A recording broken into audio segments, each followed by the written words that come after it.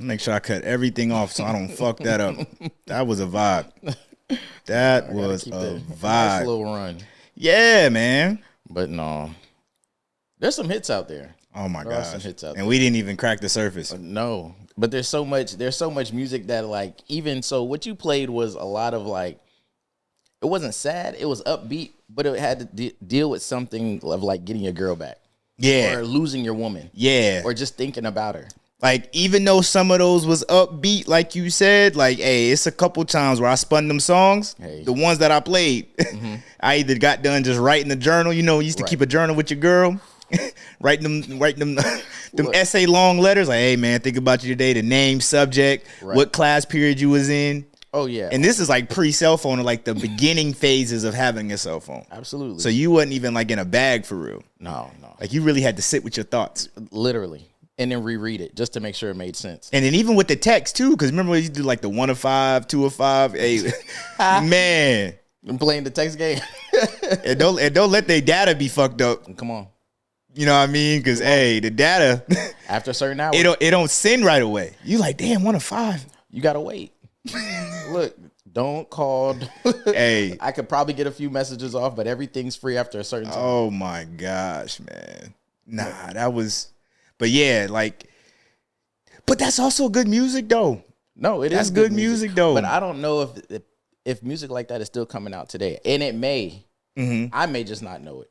Yeah. Because I think a lot of those songs, they're played on they were played on the radio. You had 106 in Park, yes. MTV Jams. You know, it's just being spun everywhere and at the right time. But you know, that music today, I'm sure it's being made, but I don't think it's being spun as loud as it was back then. I mean, I don't think that's where we are today, right? I'm not gonna say there's artists obviously making the love songs. Absolutely. But it's not as prevalent as it was in like the late 90s or 90s, 2000s for sure. Right. Where it was no funny, like I'm out in the rain, I'm outside your house, you boombox over the head, like I got the whole crew, we doing a whole choreograph, like it's getting wicked. Outside the house. Yeah.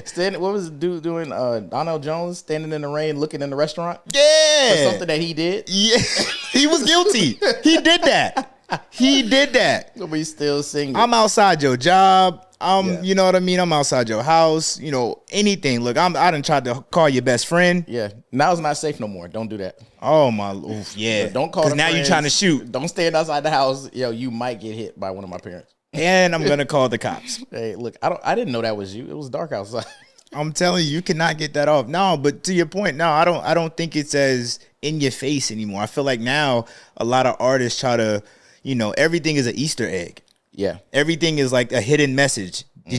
I wanted you to listen to it, but did you find this? Yeah. Did you really listen to it? Yeah. But that's a bag. Like, so when I send music, and like, that's how I kind of start off. Like, if I'm feeling out a person, like I'll send songs, you know what I'm saying? Because I think I listen to a lot of different music, especially when I have like a certain bag of music that I kind of enjoy, right?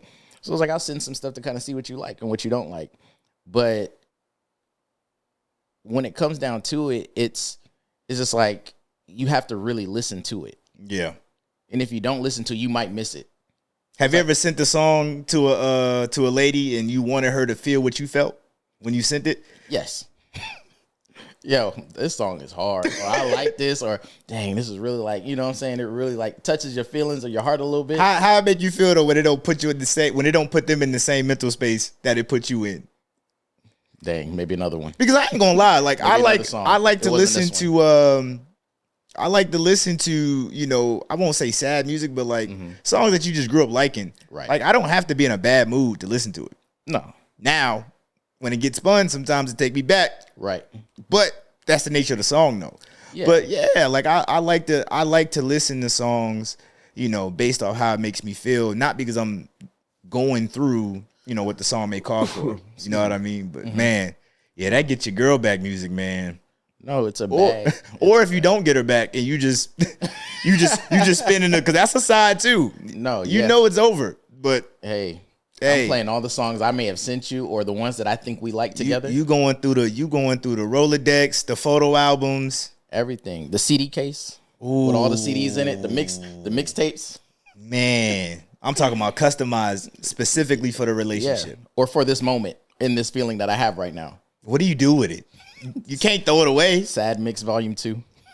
You can't rebrand it either. You can't rebrand it. No. I mean, you can, but Pass it on to the next. Oh, wow. You still got that mix CD you made me? Jessica got it. Hey, I wouldn't even say that. I'm like, nah, I ain't got it. I think that's the expectation. Why would you tell me that another woman has it? I think you trying to send a message. You hurt me, I'm gonna hurt you. Hey, but it be the little shit like that that really sends somebody over. No, fact. Oh, my Lord. No, those are good times. The music is unmatched. Yeah. But like you said, you do really have to listen to it to kind of, I guess, get the feeling. Or you might miss a bar or two where it's just like, oh, wait a minute, let me replay that. Yeah. But you do have like people, like Givian or Snow, Allegra, you know what I'm saying? Yeah. I mean, what? I'll wait for you. Is that a sad song? Hey, nah, when he got that, because that was Heartbreak Anniversary, right? Which one? Or that wasn't Giveon. Who was that? Heartbreak Anniversary. Oh, yeah, I think that's it. Oh, man. But like, I mean, I was in your face, but that was a pop one. But I wouldn't even really like fly on the song. But it's probably because I don't know. I just didn't like it. Didn't grab me. You know what I'm saying? Like I wasn't really like checking for that song. But it might have been too mainstream, maybe. Okay, so you like the ones as deep. I think I grew into that. Put you in a deep bag, like I don't think the average person caught with this. Yeah, I don't think they caught this message. No, fact. Because I think if we're talking about like back then, you have 106 in Park or MTV Jams or something, that you're getting all your music from. Yeah. And then if you got the computer where you doing, you getting everything, iTunes or whatever you got back then, it's just like you're catching all the main songs, obviously, that you hear. Yeah. But now I feel like we're so exposed to music in so many different ways, whether it's social media or an Apple Music or a Spotify or a SoundCloud even, where you can get a bunch of everything. It's like, hey, why would I subject myself to just what's being played on the radio? And man, and last thing before we intro the pod, because you brought up something good there. Because I was listening, it was somebody on social media talking, and basically what they were saying was, to your point, like how like the Apple Music. I'll go off of that because that's what I mainly use. Right. But like the not auto mix, but the autoplay, like what they recommend based off this song. Oh, like my whatever. My like music. You'll put in a song, but then based off that song, they'll recommend like other songs in that genre, and sometimes a little bit outside. Oh, absolutely. But man, going to the what you were saying, it's hard to digest good music because man, you listen to something and then something harder follows. Come on. It's like you probably not, you might hit save, you might not. Right. But you don't really get to sit with music like we used to back in the day. Yeah. Where you would literally buy a CD and you would probably play that CD for, a week straight. Literally. From start, no skips, start to finish. Yeah. Until you get into the bag of, okay, I can skip this one. Yeah. Or I know how to put it in a computer and pull these tracks off the CD. Oh my God. And make a new one. But now it's like, man, all you need is 30 seconds. Look, all you need is 30 seconds. Just a snippet. Oh my Lord. And now I'm making a TikTok dance with it. Not me. I'm not making it. Hey, I gotta check your camera roll. But yo, what's going on, y'all? And welcome back to another episode of the With the Bros podcast, a group chat turned podcast. It's your boy Rod, and this is episode 55. It is an empty room today. An empty room today. But I promise you we got a great show for y'all. Because to my right, we got Big Ant in the building. Brose couldn't be with us. He has a family matter that he's tending to. So we're sending thoughts and prayers to him on that. Bruce is hardworking. He wasn't able to be here as well. But, hey, you know what I mean? The show goes on. And I say that respectfully. But how you doing, man? No, I'm doing good. I had a little bit of a, what do you call it? Like a brain fart or whatever. We were talking when we were pre-potting. Yeah. Well, about what? When we were talking, I don't know. Like I had a thought and I like had it lined up and then it like went blank and I was like, you know what's scary about that though? And I was like, yo, there's cameras rolling. I'm like, yo, it's just me in here. Man, but what's scary about that though is that just comes with getting older, bro. And I'm having a hard time embracing that. Yeah. Like forgetting stuff. Yeah. Or just little stuff in general. Absolutely. Like what did I do? Where did I put my charger? You know what I mean? Or I was supposed to do something 5 minutes from now. Oh yeah. I don't remember what that is. No, I lose things. I'm gonna say seldomly because I don't feel like I really lose them. I just put it somewhere and I'm like, oh, I'm gonna come back to it. And then when I need it, I'm like, it's not where I thought. Place number one is not there. But I'm like, it's only in so many other places. And I've had people like, yo, you not worried you lost? No, hey. It is. It is what it is. It's in 2, 3, or 4 places. It's not in the first place because I already checked there. But oh my God. If it's not in number 4, hey, number 5. It's gonna be a long day. Hey, number 5 is when the worry starts to happen. Hey, so number 5 for me is my old lady. When she don't know, hey. Hey. Everybody stop. Stop. I need y'all to hands across America. We gotta find this because man, front door, back door locked. No one in or out until I find it. I'm telling you. I'm talking about what is it? Alarm? Where's not stay away? I put the alarm on away so that way if anybody try to open the door, hey, I'm talking about intruder alert. Look, ain't no one leaving with it. Oh my gosh, nah, that's crazy though. I wish I remember what we was talking about. Was it about the music? Yeah. So it was about the music, but well, no, the brain fart. No, I'm saying was the brain fart connected to did it happen when we were talking about the music? Oh, yeah. It was when we were talking about the music because I had something and I was like, oh, whenever you're saying something, I'll be like, oh, let me try and keep up and think of something to go along the lines. And I'll have a thought as you're speaking, and then when you stop talking and it was my turn to speak. Yeah, that's when it's like I feel like you're gonna get it in like minute 55 when it's just mad random. Like, you looking at me and I'm like, I'll do my best. I'll do my best to play into it. Where you want to start, man? Where you want to start? But it's good though. As we were talking about music and things like that, I think one of the big things. Let me see if I wrote it down correctly. But it's like hustle culture. Hustle culture. Is it? Hey, words you have a hard time pronouncing. Yo, and there's a few of them, and I be getting them off, and people will let me know, like, yo, I don't think that's how you say that. Hey, so mine was vicinity. So I used to say vicinity with an F for the longest. How did you spell it? With a V? With an F. I fucked the whole word up. I messed the whole word up. And I used to get it off too. And that let me know I had some fake friends in my life because they used to let me get it off. So either they didn't know. Yeah. Because that could be a possibility. Yeah. Or they was just like, nah, I don't want to embarrass him. Yeah, like a speech impediment. Like, yeah, I'm not going to. He already knows he has it. Because I know somebody like you're not going to let me get that off. You can be like, words. Did you mean that? Something. I just want to make sure you meant what you said. No, I used to be like, yo, vicinity. And I remember, man, we was in a group, man, and I got it off. And briefly about the military, I won't get in the bag about it. But like one thing about the military, you'll have friends, right? And the takeaway from that is the age range can be crazy. Right. It can be as young as 18 to like 40.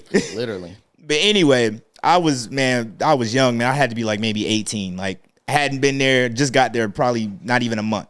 Right. And I remember we was in the hallway just, jaw jacking, telling jokes or whatever. And I was like, yeah, something. And in the vicinity of, and she was like, vicinity? She was like, yo, nah, it's vicinity, you dumb. I was like, bro, I'm talking about, went on a whole 5-minute spiel making me feel stupid, bro. I got so embarrassed. If I could turn red, I would. But ever since then, I never messed that word up again. Right, look, and sometimes you just got to check it just to be sure. Hey, man, nah, but my bad. And Pacific. Hustle culture, man. Oh, yeah, but it had asked, like, hustle culture. Hey. Got it right? You did. Is it toxic or is it necessary to succeed today? That's hustle deep. Culture. That's deep. I think initial thoughts, it is toxic, but, I think it's toxic. It can be toxic in a good way, right? You know what I mean? But where it can be negative is when you have, external factors involved, i.e., family relationship. If you have, if you have a, what? When you have those things involved? Yeah, because you got to think, man, when you're hustling, like you're focused on that. Shit. Right? And a lot of times when you have those other factors, you still got to make time for that stuff. Yeah. You know what I mean? Or even and put that to the side for a second, having a main job and then you're chasing a dream.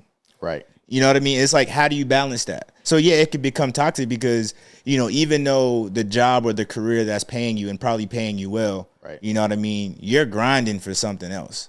Okay. So that's what I'm saying. Like toxic, it does make it sound a little worse than what it is. Right. But I think it could be toxic because, like I said, man, like, you get so tunnel vision in what you're trying to accomplish that sometimes the other things that matter get pushed to the wayside. Okay. And I think the way you ended that was how I was thinking of it when you said toxic. But when we talk about, is it necessary to succeed today? I think it's very important. I think the mentality of a hustle culture. Hey, we're going to get through it. Hey, I'm with you. I ain't going to stop you. But yeah, a hustle culture is necessary when it comes to like, and it's crazy because I was just having a conversation with one of my friends about, I think maybe their younger sibling and how they were getting ready to go to college, either that or getting ready to graduate college, one of the two, getting ready to or getting ready to leave. But it was like when me and him went to school, it was like, hey, have fun, obviously focus on the books, but have a good time, get the full experience. And then, me like now, years later after the fact, I'm thinking like, yo, I should have been like doing some like more of this, more of that, maybe more in clubs, more in this. Like, granted, I joined a fraternity and things like that, but I'm like, there could have been other ways to integrate myself or maybe prepare myself, for life after school. Man, but in life, man, hindsight is always 20/20. Absolutely. And that's the part, man. Like, and in your case, like, it's easy to say, yo, what I could have did, what I should have did, and what I would have did. Right. You know what I mean? Because I still have that to this day. No, with a decision I made last week. Look, literally. You know what I mean? Like, so it's hindsight is always 20/20. But in terms of the question that you had asked though, in terms of like, hey, is it necessary? Yeah, it's definitely necessary because, and again, involving the people in the stuff around you. Right, everybody can't come with you. Hey, no, everybody can't come with you.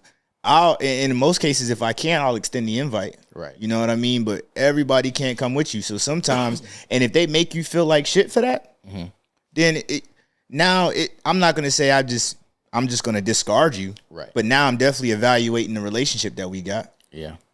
So yeah, it's tough. It's tough. You gotta find that balance for sure. Yeah, and then the biggest thing with that is just like I don't think there's truly like a time limit, when it comes to a culture of such. Unless like, I don't know, whatever sky's the limit for that individual. You know what I'm saying? It's just like that question of what does success look like to you? It's different for everybody. And then when you reach that level of success and what that looks like to you, it's just like, maybe then it starts to die down a little bit, that hustle culture, right? Everything that you were doing, grinding, sleepless nights, many of hours, research even, learning, to get to where you are today, to where maybe you're able to work a little less. Does it truly stop, you think, though? Because I don't think it, I don't think it stops. I think it's because because you could ask somebody, anybody, but hey, what amount of money would make you just sit down? And your number could be X. Your number could be 10 mil, 50 mil, 100 mil, whatever. But when you get that, most people, I would hope, would be like, hey, how do I multiply this? How do I continue to grow this? Or how do I continue to stay where I'm at to where I don't have to worry about things? Right. And that's where I'm saying the hustle probably doesn't stop sometimes. And that would be an expectation. But I think, and granted, right, we can't talk for everybody. But for some people that I do think exist would be like, I probably could throw a number out and I could make that work. Now, right, we see it if we're talking about hustle culture where you're doing maybe some of the worst things to get money or to be paid. And then you make it to a level of success. And then you're still doing the things that, maybe you don't have no business, like, just the illegal things, right? Yeah. Where it's just like, try and learn to flip it, what I'm saying, using investing or, into houses or to, just other lucrative ways. So where you're not having to do that. Be as hands-on. Right. As much. And you're able to kind of settle down and relax, from what you're doing so that, it doesn't stop at some point. Yeah. But I think there's a comfortable number, that I think we as people probably could live with and be just happy. But I think that ties all into living within your means. You know what I'm saying? Knowing how but now that we're kind of spelling it out though, it does make me think like when is enough? You know what I mean? Yeah. And is that like a compromise that, those around you should be willing to make? Or is that a compromise that you should be willing to make? Like, hey, like, yes, I'm committed to the grind, but Like, I gotta be able to, like, taking leave from work. Yeah. Can I turn my phone off while I'm gone? Yeah. You know, we know what the right answer is, but could you really do it?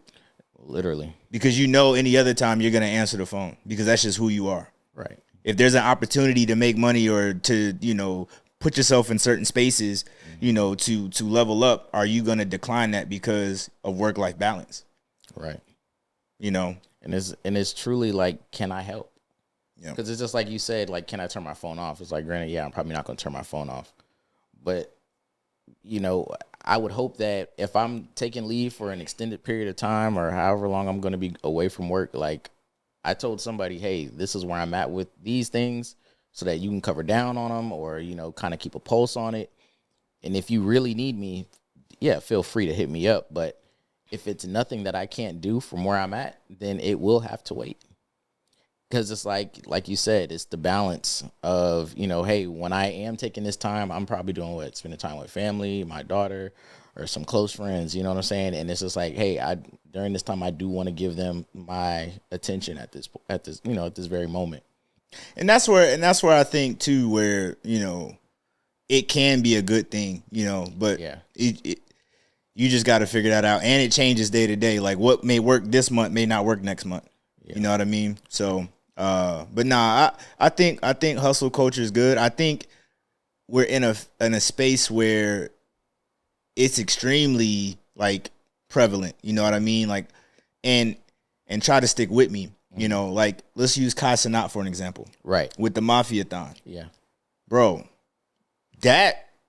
so I don't think people realize what all went into that. You know what I mean? Because you just log on to TikTok, you see the clips, or like even if you tap into Twitch and watch the streams. Right. But bro, to stream continuously, literally, until you hit 1 million subs or till you hit your goal. Mm-hmm. And I think it was 1 million subs. Correct me if I'm wrong. Yeah, I think it was like 1 million. But bro, like, and for those that was, because I only saw the clips, but with that, you saw over time on the road to that goal where like he had fallen outs with people in the group because they weren't as committed as him. Yeah. You know what I mean? Haven't had those conversations. Hey, and this is IRL. Yeah. This is in real time. You can't clip this out. At all. It's out there. Hey. So it's like, and in Kai's mind, he's like, yo, look, hey, I told y'all this is what I'm trying to do. I gave y'all an opportunity. Y'all said y'all want to do it. Right. So this is what that looks like. And if there's ever a moment where you're not up to par, bro, what we doing? You ain't got to be here at all. And respectfully, I don't need you. Look, been doing this. I brought you here. I was already up when you came on and going back to everybody can't come along. No. So it's and that's, I think now that I'm thinking, that's a great example because man, like the pieces that he put together to make that happen, planning, and like you said, in real time. So it's like he's even planning people to come while he's still streaming, like spinning the wheel, it lands on a person. Yeah. Hey, we're flying this person out. Let's see when they can get here. Yeah. You know, and it's all happening in real time. But from family to fans to celebrities to, bro, real time focus, planning, effort, you know, and it definitely takes a certain level of like motivation behind that. And think about and two people that stuck out to me too. I don't know, maybe you've seen them too, but the drummer guy, the Office drummer, and then the guy that was doing like the NPC stuff, the Miles Morales. I don't know his actual name, so I'm sorry for that, but like, yo, they were in the grind. Oh, yeah. They were in the grind. I'm talking about when the few hours that Kai and them were able to sleep, they had to be up. Yeah, they pulling the night shift. Carrying the show. The night shift. Man, the night, hey, let me tell y'all something. The night shift don't get enough credit, man. That motherfucking 9 to like 4 a.m. Come on. Let me tell you something. Watching, waiting to play the drums. Let me tell you something. And like, and he was just improvising. Yeah. Like a lot of it, like all that stuff was improv. Yeah. It's like, I'm sure there's a few ideas, right? You just don't come to the show empty-handed. Yeah, but it's like, okay, I could probably do this or do that. Everything else is like off the hip. Yes. And what I wanted to further elaborate on specifically with the Office drummer, like he was leaving there and he had to go home because he had a wife. Yep. He had a wife. Yep. And I remember he would go home and even hop on his own stream to address how the Mafia-thon is going. Yep. So he's literally, I think he was saying he probably was getting maybe 2, maybe 3 hours of sleep. Yep. A day. Hey. And that's a certain level of, like you say, a hustle culture that's now like in a newer generation of streamers or influencers and things like that, to where you got to make sure you post this many times. You got to make sure you do this all the time, because no one's gonna see the stuff that you're doing. Exactly. If you don't do it. Exactly. So and that's why, like, when you talk to like the baby boomers and what's the generation before us? Not Gen X. Is it X? Is it millennial? We're millennials. Oh. I know it goes baby, but anyway, the older folks compared to us. Maybe it is X. I think it is X too. But the older folks compared to us, they look at like, oh, you want to be a YouTuber? You want to be a streamer? Yeah. You want to be a gamer? All these But like, bro, to be a successful gamer is no different than, all right, it is levels. Like going to law school, Right. going to fucking med school. Yeah. Yes, that is some hard stuff. Yeah. But streaming, YouTubing, you know, all of that stuff is just as hard, because like you said, you're competing with the algorithm. Yeah. You're competing with payola, the people who pay to play. Yeah. And if you're a person that just wants to get organic reach, bro, that comes with time and equity. Yeah. Or at least something that somebody wants to watch or be, digest. This what we're doing right now. Look. This isn't my main bag, but this is something that I put. This is hustle. Yeah. This is hustling for me. Yeah. Like, this is, bro, and we talk all the time. Like, I have a lot of hard days where I'm just like, bro, this is like, we're right there, but it's missing something. Right. And you're like, bro, I think you're fine. I'm like, no, it's missing something. And I'm not going to let it go until I figure out what is missing. Yeah, because it's probably right there. Like, how do we deliver more content? How do we get more reach? How do we put ourselves in spaces, when we go to like Podfest or, pop-up shops or whatever? Like, how do we grow?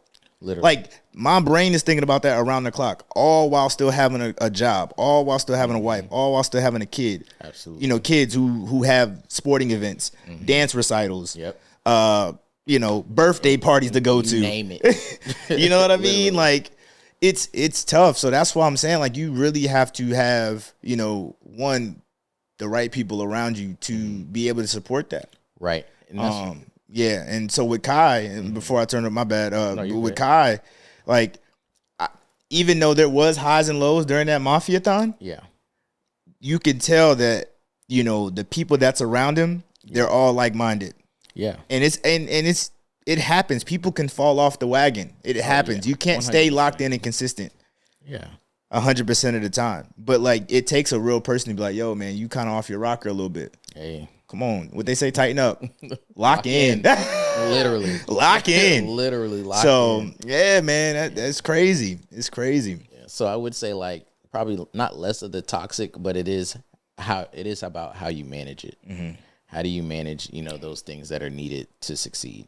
Yeah. In a hustle culture, because there's a form of hustle, I think, in everything that we do, whether we notice it or not, as people. Yeah. There's a lot of things we put our focus in. There's a lot of things like, hey, I gotta, keep going at this, in order, or be present for this or this person. Maybe even if you have that in your, bandwidth to do that, where it's just like, there's a hustle in a lot of things that really require it. And it is, pretty much how we manage it, to ensure that, it's getting the right amount of time. Nah, facts. Nah, so hey, to all my hustlers, man, like, hey, keep hustling. Hustling. Yo, Ayesha Curry, man. Yeah. My inbox has been blowing up about Ayesha Curry, man. What she do? What she do this time? Man, and she done got in front of her. And oh my Lord, and I'm gonna do my best to tread lightly, man. But yeah, she an interview that she did with Call Her Daddy. She went on there maybe about a month ago. And for people that don't know about that platform, and I'm not trying to shit on it because it is a highly successful podcast. Absolutely. Lucrative bag that she signed, to do that podcast. But I will say, she does get in a bag when she has guests. Like, she does ask those questions that make you give it up. And like, I'm digging. And unfortunately, Ayesha Curry is a great candidate to give it up. Hey. Because Nah, she kind of went on there and, you know, she asked her questions about family. She asked her questions about her marriage. She asked her questions about, you know, her as a person. Right. And if, you know, if she feels like her life's fulfilling or if she feels fulfilled and stuff like that. And yeah, That was her answer, right? Yeah. No, it wasn't. And there's a bunch of clips that I can play, but this clip that I'm gonna play specifically, she is addressing Steph Curry not really understanding her. Oh, she's unhappy. Yep. And that she also had career and life goals that she wanted to achieve, but having kids and being a mother, you know, kind of got in the way of that. And I won't exactly say that she regrets it, but for it to be a constant conversation, because this isn't the first time I've heard her reference this. No. But for this to be a conversation, after I think they've been married at least well over 10 years for sure. Yeah. Probably longer than that, but tough. So this one specifically, like I said, it's titled, I think the caption says, Ayesha Curry says Steph want kids. I didn't want to get married. I thought I was going to be career girl and that's it. And I had my eyes set on my goals. And I was never the little girl that like dreamt about the wedding dress and all of that. And then it happened so early in my life. Did you talk to Steph about it? He tries to resonate with me, but he just can't. And he also comes from a place of like, it's effing stupid. Like, it's not true. So why? And I'm like, but wait, like, listen to how it makes me feel. And he's like, but why does it make you feel like that? It's not real. After we got married, we found out we were pregnant with our daughters so quickly. I didn't even have time to think about what I wanted anymore. It's so interesting. I spent my entire life like trying to work towards something, and then it kind of just disappeared, and I didn't think twice about it. But after my daughter turned 1, I remember there being a shift and being like, I have goals for myself. Like, this doesn't feel right. I love being a mom, but I love doing other things too. And I need to get my shit together and figure out what that looks like for myself now. If I have a career and I'm not home, like did you experience that? I still experience that. I'm almost like, I'm always in therapy talking about this. If you lose all of okay. Bad on the back end. But hey. And there's more clips too, but I think that's enough for the audience to kind of go off of. And that clip specifically was sent to me by multiple people. Yeah. And that clip that I played isn't the worst, right? Because I didn't want to put her in a light where it's just kind of kicking her back in. Yeah. But she did say some things where I was just like,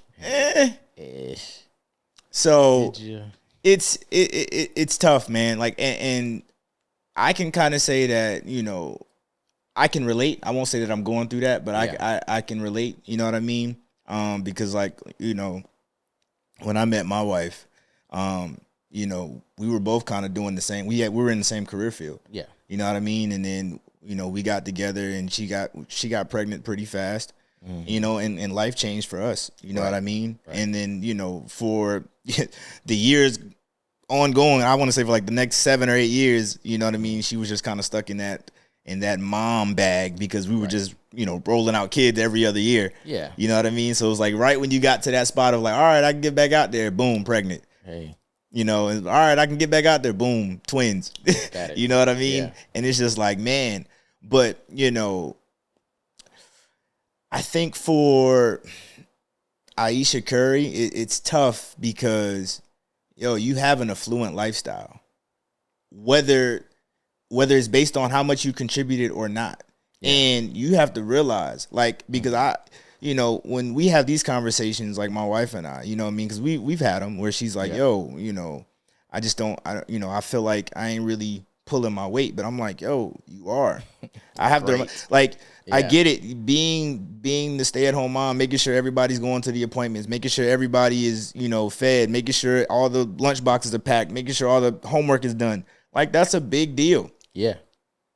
That's a big deal. Like, that's something that if the roles were reversed, I would be pretty shitty at. Look. I don't even remember my own appointments. You know what I mean? Like, so to let alone to remember 4 additional. Yeah. And you're thinking 2 to 3 steps ahead just about all 4 of their lives. Really 5 because she thinks ahead on my stuff too. Look. Like, I mean, I'm a planner, but in terms of like how I get down, I'm like an in the moment type of person. Yeah. She's not. She's like, yo, we're already having talks about stuff in January, February, and I'm like, yo, slow it down. You can chill. You can chill. I just got into October. But it's like, man, it kind of frustrates me though, because, because of Steph Curry's success, he's created a path and a platform for her to get her stuff off. And it probably came by, you having to kind of sit down for a second and be committed to being a mom. Right. But like, bro, if you're him, are you upset that she goes and has this discussion like this openly? Maybe. Yes, but I would be upset with Grace. I would be upset with Grace because I do feel like, and I think that's my answer because of podcasting, right? Because I have to get on here, and sometimes, and even like the lives that we be having, you know what I mean, on TikTok and stuff like that, we find ourselves getting in a bag where we have to kind of give it up a little bit. Yeah. So, as long as, she's giving it up, but in a manner where it isn't like shitting on me. Right. Because the thing about clips, the crazy clip farming, people are gonna find the best 60 seconds to make you look crazy. Hey. And that's why, like, kind of caping for her, I was like, yo, you have to. Did you listen to the whole? I asked her, did you listen to the whole interview? Yeah. Everybody said no, so I'm like, you can't really kick her back in for what she's saying if you didn't listen to the whole interview. You don't know what drove it. You know what I mean? Yeah. Like, is it a crazy narrative? I think so. Sounds like because I don't think the average woman would be tripping off somebody who's almost a billionaire and then complaining about their self-worth or like, oh, my life goals and because, hey, respectfully, whatever you're trying to do isn't going to generate $1 billion. I'm sorry. Look, you're really good. Like the generations to follow are set up even better. Like, come on. Everyone's straight for a long time. But where I do feel where she's coming from is, I do believe people need to have something to do. They need to have a goal. Yeah. Because when you just kind of idle and just kind of, a hobby, something, a book club, you know what I mean? A side hustle or whatever, like you need to have something because when your life work consists of, wife, mom, things around the home, like that stuff can get kind of boring. It can get kind of, senseless. You know what I mean? Just natural. Like I'm moving like a machine. So I feel where she's coming from. Yeah. But I just don't know. I just don't know if she has the right to feel that way. And maybe that's not the right way to phrase that. But like I don't. But I stand on it. I don't know if she has the right to feel that way because it's like, on what basis? Because you're not able to sleep well at night because you don't have your own. Because she's a person. I'll answer what I asked you, and I'll say if I'm him, I'd be upset. If we never had that conversation prior to you expelling that.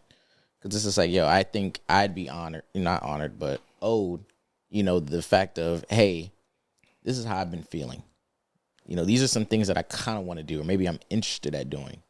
And then, it puts it back on me, right, as the man to, kind of fuck with you, for lack of better words, on what it is that you're trying to do. So it's just like, but you have to have that conversation with me first, I feel like, respectably, before you get on a platform and start saying all these things. And then I'm getting sent messages or videos or these, clips.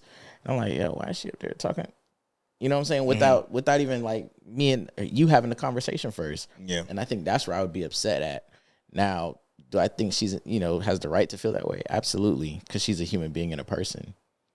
But I think, and this is where you can let me know, right? And you're the married one, to where it's just like, but when you're with someone in a union like that, that's where conversation's really important. And you kind of keep a a check on you type thing, type vibe going on. Like, hey, how you doing? I know it's been a rough few days. Or like, he plays basketball, so it's like a few road games back home, checking in. How are you? Yeah. You need some time to yourself. My mama could watch the kids. We can get, whatever to make sure that you're good. Because I'm always checking on you and make sure you're straight. But it's also on you to also let me know when you aren't. In case maybe I do miss a day or I miss an hour or a minute in that feeling where you could feel that way. But I've always opened the door for you to let me know. But I think that's also part of it. I should be open enough to receive it. That's what I'm trying to say. Yeah. So with that answer, I do agree with that. But I think in this case, it's kind of different because she asked her specifically. She was like, have you tried to communicate this with him? Oh. And she said, yeah. But in her mind, she said he isn't understanding. Oh. So is the lack of understanding. I tried. But is the lack of understanding. But no, it's cool though because you answered based off the scenario of if the communication isn't there. So that's still valid. But, in the case that she did try to communicate it, what does that look like? Yeah. Was your communication effective? Yeah. Was it venting? Was it was it just nagging? Like, what was that? What is it? What they say? Listening to respond versus to like really listen. Yeah. And and she was like, oh, well, he gave a nonchalant response. Like, yo, why you we're up. Like, why you bugging? If I was her, I'd be hot.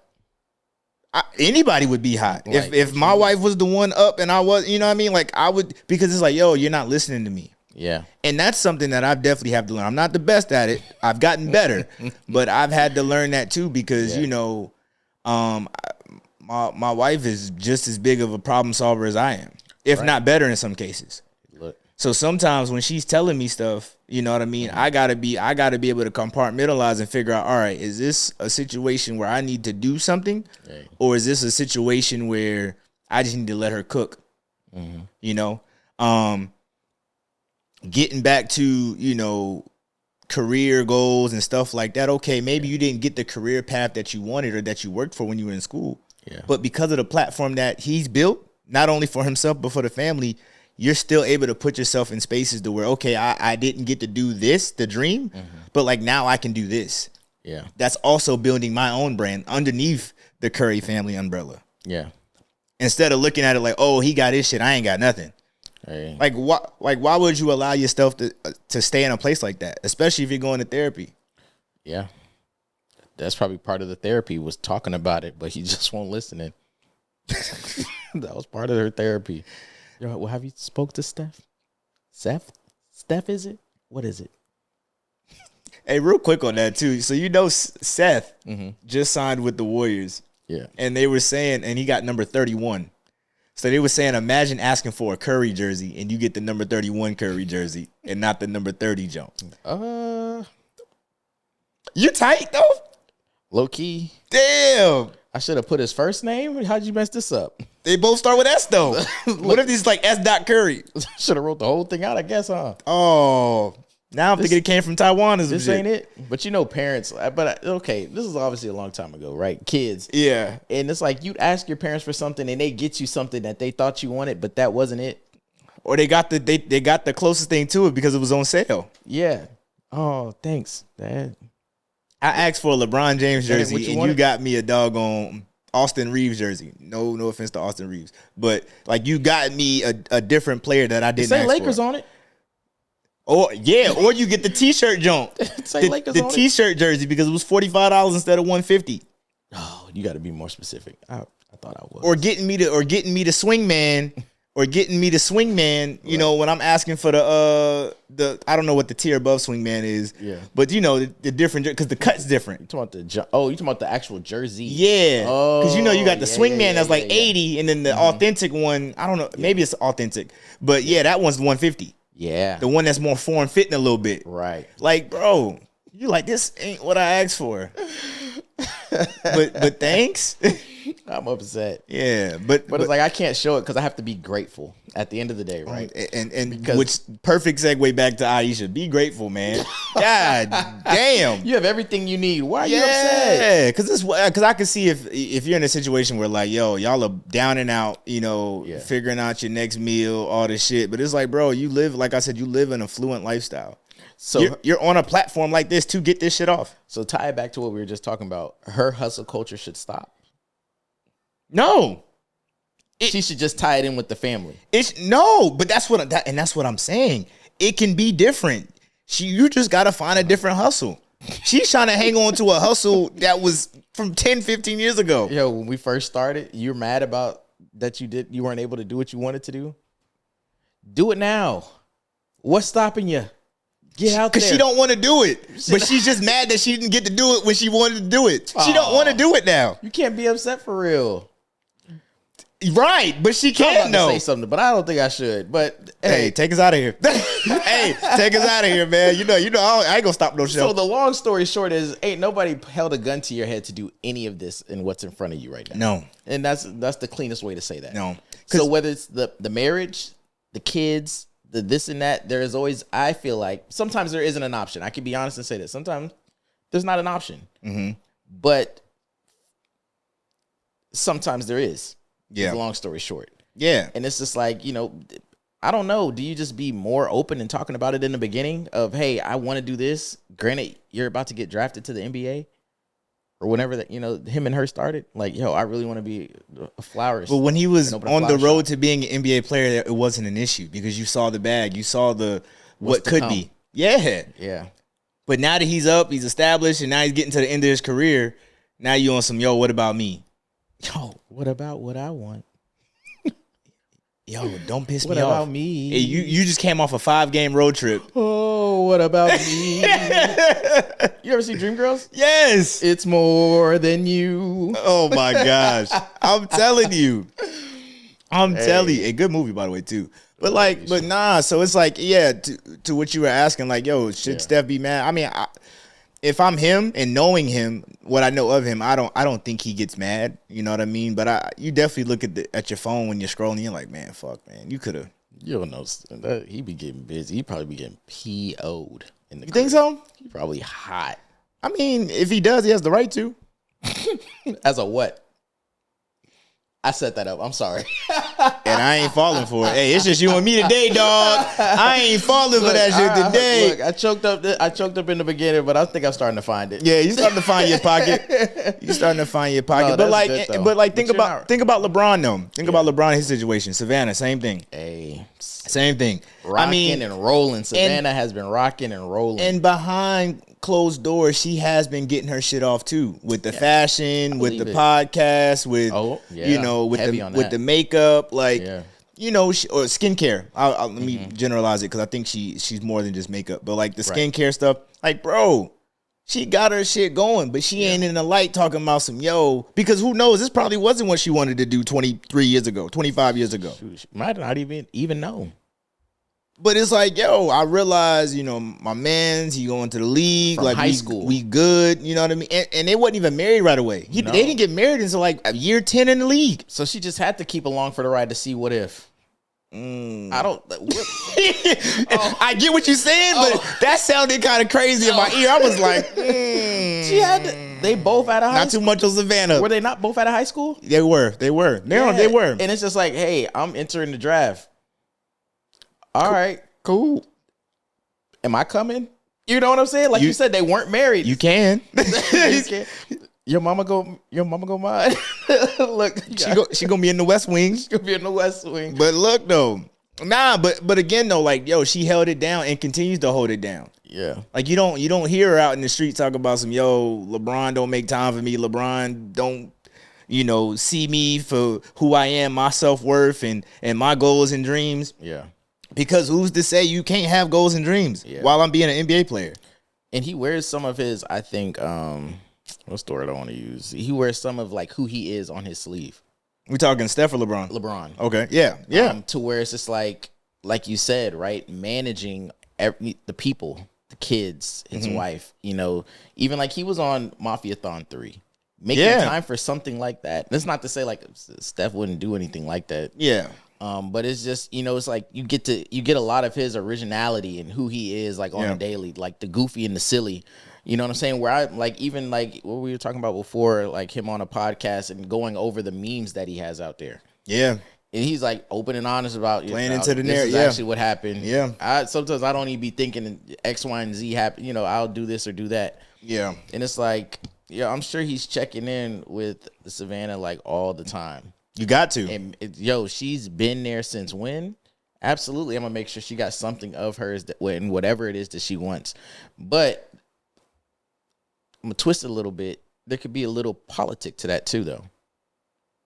I can see that. Where it's just like she wouldn't go out there and paint me in a negative light or say that I've never been able or paid attention to or have done this without me and her having that conversation, or she bringing up the fact of, or maybe even knowing, hey, I'm not going to entertain questions like that before I talk about something. Right. Now, I haven't seen the podcast and things that she's done. I've seen some of them. I think one of the sons called and like pranked her or something like that. Yes. Yeah, but I don't know if she's given up a lot of her life and her and LeBron's, marriage and stuff like that on there. They did a documentary. I think it came out either last year or 2 years ago. Yeah. But like it was like a LeBron James, like the James family. Okay. Like everybody was vulnerable pretty much. Like where it talked about the son, road to the NBA and when he had the heart attack. Oh, you know what I mean? And how that impacted the family. And then like, Savannah obviously like, her role as a wife, mom, partner. And then LeBron, like his highs and lows, like, yeah. So I mean, there's been places, but it's been as a union though. Yeah. It hasn't been on no like I'm just gonna go rogue and hop on somebody's podcast platform and get my shit off. Right. Some of the stuff we did talk about at home, but some stuff you hearing for the first time, like But I mean, that's the politic to it that I think it's just like I don't think she would do that to him. Yeah. Now, also with that being said, their family and how they are, you know how they had like Run's house? Yeah. Or like, I think Deion Sanders had something like that. Yeah, he did too. Yep. LeBron should have had one of a sort. I think he will. I think he will have one. Like when he's done playing, but I'm like, his kids are out of the house now. I'm saying like it would have been cool to like, Zuri like growing up. Nah, I don't think it would his day to day. I don't think it would have hit the same because I want to say Deion, he wasn't actively playing. I think he was done. Yeah, because he was coaching. I think. Yeah, at that point, like, but that's the capacity I would want to see. I don't want to see LeBron like on the. He should have had in season. No. Yeah, and I can see what you mean by like doing like a little off season jump, but nah, because then he's just been in too long. Yeah, if he would have got out, they'll be on like season 25. Like they'd be like, what's that show? Not General Hospital. What's the other one? Oh, you talking about Family something. No, the hospital show. Not General Hospital. It's the other one that's been around. House? Not House. Oh my God. Grey's Anatomy. Grey's Anatomy. Yo, they should have been on a trivia. They should have been done. Jeopardy. What is? Yeah. Nah, but like Grey's too long. Too long. Yeah, no. But now, Ayesha, man. Look, let me say this though before we close that out. Yeah. I do hope that these conversations that you're having on these said platforms, I hope that you're able to advance the conversation or advance your healing. Yeah. It's one thing if you're just having these conversations, but there's no growth, right? Right. But if this is your way to achieve, where you're trying to get to mentally and, at the aspirations that you have currently, you know what I mean? Then not my preferred method, but fine. But it's that now, okay, now that you've said this, my thought process, putting myself back in Steph's mind. Mm-hmm. My thought process is now that you've said this, okay, what now? Yeah. And if there's no what now, then you might want to tighten. Do it. Yeah, you might want to tighten up a little bit. But nah, man. I hope you get that figured out. Definitely what you want or what you need or what like helps you. Yeah, on some more women shit though. Some more.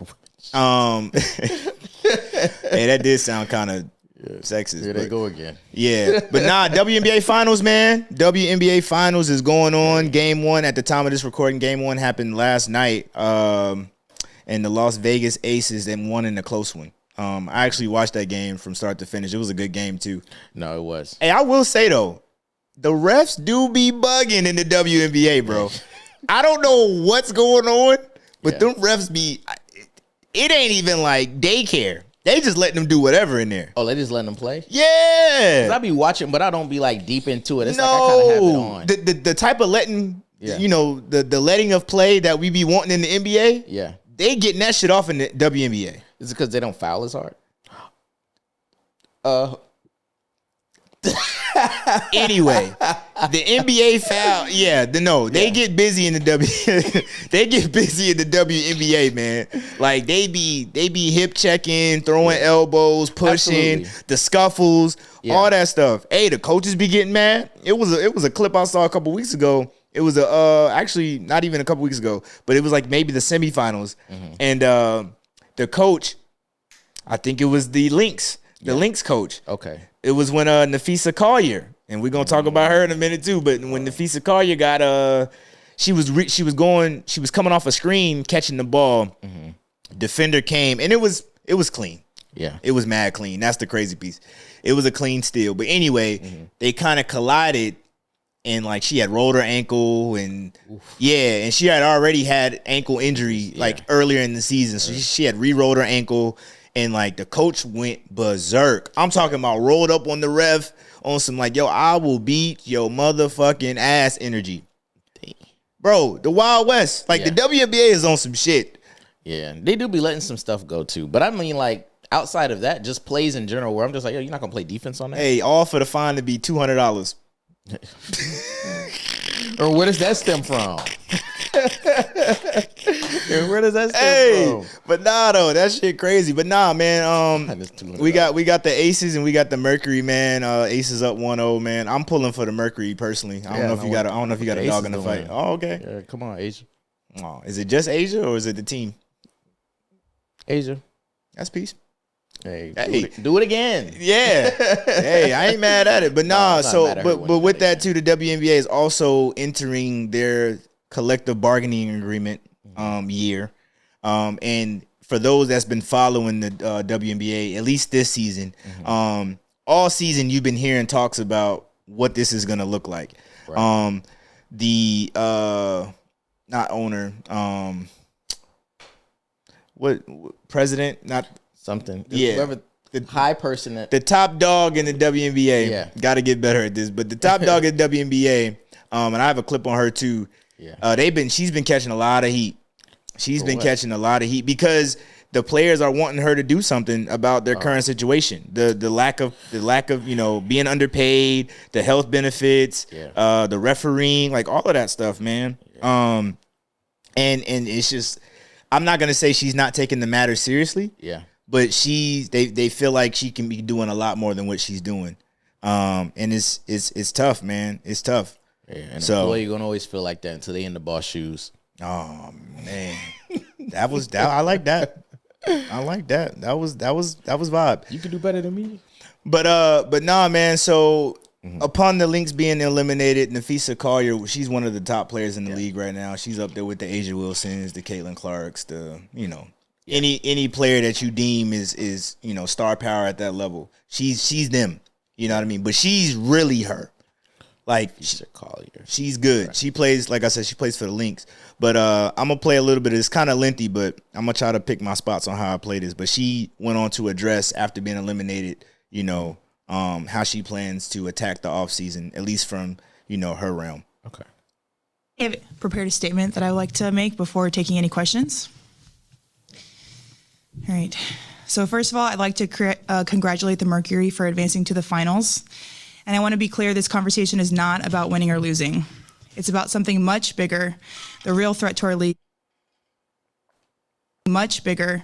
The real threat to our league isn't money. It isn't ratings or even missed calls or even physical play. It's the lack of accountability from the league office. Since I've been in the league, you've heard the constant concerns about officiating, and it has now reached levels of inconsistency that plague our sport and undermine the integrity in which it operates. Whether the league cares about the health of the players is one thing, but to also not care about the product we put on the floor is truly self-sabotage.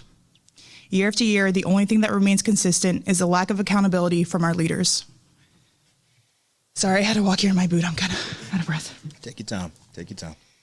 The league has a buzzword that they've rolled out as talking points for the CBA as to why they can't pay the players what we're worth. That word is sustainability. But what's truly unsustainable is keeping a good product on the floor while allowing officials to lose control of games. Fans see it every night. Coaches, both winning and losing, point it out every night in pregame and postgame media. Yet leadership just issues fines and looks the other way. They ignore the issues that everyone inside the game is begging to be fixed. That is negligence. At Unrivaled this past February, I sat across from Kathy and asked how she planned to address the officiating issues in our league. Her response was, well, only the losers complain about the refs. I also asked how she planned to fix the fact that players like Caitlin, Angel, and Paige, who are clearly driving massive revenue for the league, are making so little for their first 4 years. Her response was, Caitlin should be grateful she makes $16 million off the court, because without the platform that the WNBA gives her, she wouldn't make anything. Cool. And in that same conversation, she told me players should be on their knees thanking their lucky stars for the media rights deal that I got them. That's a mentality driving our league from the top. We go to battle every day to protect a shield that doesn't value us. The league believes it succeeds despite its players, not because of them. All right. I think we can stop there. Yeah, I bet you they play next season. And commissioner was the word I was looking for. Commissioner was the word I was looking for. But man, initial thoughts. No, that's deep. I mean, it sounded like a lot of, you know how like you could be going through a situation and someone will tell you about yourself. Like you're this, you're that, you're doing this, you're doing that. Yeah. And it's like, you know, do you really have the right to just name call me, you know, all day? And it's just like, granted, yeah, you might not know because, you know, I've been through that before, like in a job place where it's like, I'm like, yo, it should be this easy. I don't get how you wouldn't do this or take care of this or take care of that. Because you're outside looking in.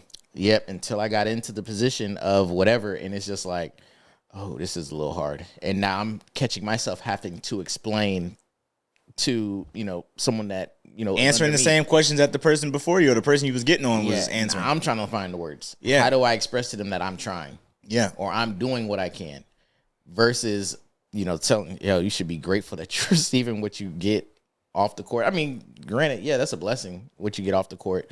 But then two, it's like, I want that to be my income on the court. Yeah. And two, like, yeah, she named, you know, the star players, obviously, but like the hope would be for everybody to be eating off the court.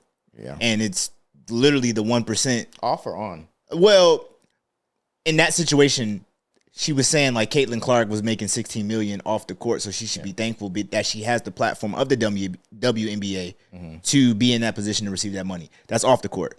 Now, getting back to what you were saying on the court, yes, that is a different conversation. You know what I mean? But I was really just addressing the off the court comment that she made. And I was saying that, okay, if you want to go that route, the hope would be for all the WNBA players or most of them to be eating off the court. And not and really it's maybe 1% of the 1% that's eating off the court for real. But that's a lot of them. No? I mean, not a lot of them. I'm talking about like a lot of athletes. Yeah. Not every athlete in an organization is eating off the court. Yeah.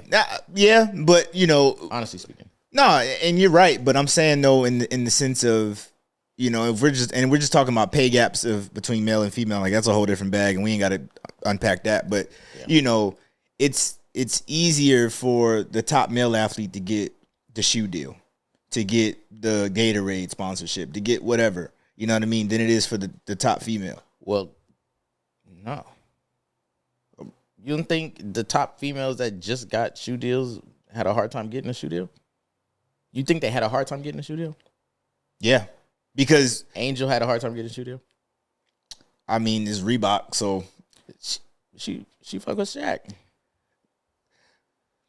That's how I but thought she's she the got 1% of the 1%, though, is what I'm saying. Like, and then what you got, Ayesha? I mean, hers just came, because shoe deals really just started popping off for women, for real. I'm sure they did. You know what I mean? And that's what I'm saying. Like like doors that have been opened by way of the WNBA, like two things can be true. For popularity. But I'm siding with the players on the stance of, you know, because I do agree that they aren't making what they should be making, but I do think it is tough based off the current dynamic of the schedule and how many games they play and all that stuff. It is hard to create a bigger budget based off what you are providing on a night in and night out basis. You barely see, yeah. You know what I mean? Like it's tough to like, and I'm not trying to shit on the WNBA. No, but what is the season? How long is the season? I couldn't tell you. Maybe I think it starts with April. I'm gonna be honest. I'm surprised every time it starts up and ends. Yeah, I mean, because I don't catch it for real. And like football's going on right now, and I'm just like, oh, it's the finals. Actually, it don't even start. I mean, well, they probably start practicing in April, but I think it starts in maybe like June because it starts right after the NBA finals. So it's like, bro, you You know what I mean? It's kind of tough to justify. I don't know how much money they're trying to seek though. Yeah. You know what I mean? And if you're saying, hey, if we can give y'all a 50% raise, the top contract is $260,000 a year. So 50%, like a 50% increase, we're talking almost $500,000. June, July, August, September. 4 months. The WNBA regular season runs from May to September, followed by a month-long postseason that concludes in October with the WNBA finals. I'm not saying that they should get way more money than what they're getting, but what is that number? I don't know that. No, I mean, yeah, because it's hard to debate. Hey, we want to get played with the males get played, but I do think they should be taken way more seriously than what they are, and by way of bad officiating, by way of health benefits, Medicare and stuff like that. Not Medicare, but medical benefits. Like it should be a lot better. That should be, if nothing else, that should be on the same par as an NBA, an NFL, an MLB. Yeah, you know what I mean. Like, I do think that, it shouldn't have took Caitlin Clark getting y'all private jets. It shouldn't have took that. Like, that should have been standard. You know what I mean? But, like, the pay, I do think it's a deep conversation. I do think it's going to take a few of them. You know what I mean? Which is, it's going to take a few conversations because what is that number? It's not going to look easy. And like you said, the refs, that's not, because you have to pay those refs too. Yeah. And a lot of them do like NBA as well. So I mean, but I'm sure an NBA ref gets probably paid a little different than a WNBA ref. Oh, for sure. But has nothing to do with the women, but it does have something to do with the league itself. But the league is growing, and obviously it's grown probably a lot more. The past couple years, than where it was the 2 years, 3 years before that, when the names really started to pop of an Angel Reese or Caitlin Clark or Paige. Yeah, Paige Beckers, yep. Yeah, but even, and then even some of them get you back into it to where you're catching someone like an Ayesha, where it's just like, oh, she's been in the league balling or been in the WNBA balling. But it was never, I don't know, in my eyes, right? It's just like I never knew of Ayesha until recently. And it might have been the shoe deal. I think I seen the Nike the Nike commercial for her shoe. Mm-hmm. I was like, oh, she nice like that. And the shoe is nice like that. Yeah. Because go ahead. One of Obama's daughters do the directing for Aaliyah. Yeah, and that's where I caught it. And I was like, oh, that commercial's fire. It is. Yeah, she's done a few actually within the space. And she's in the movie side of the house too. But anyway, how do you feel about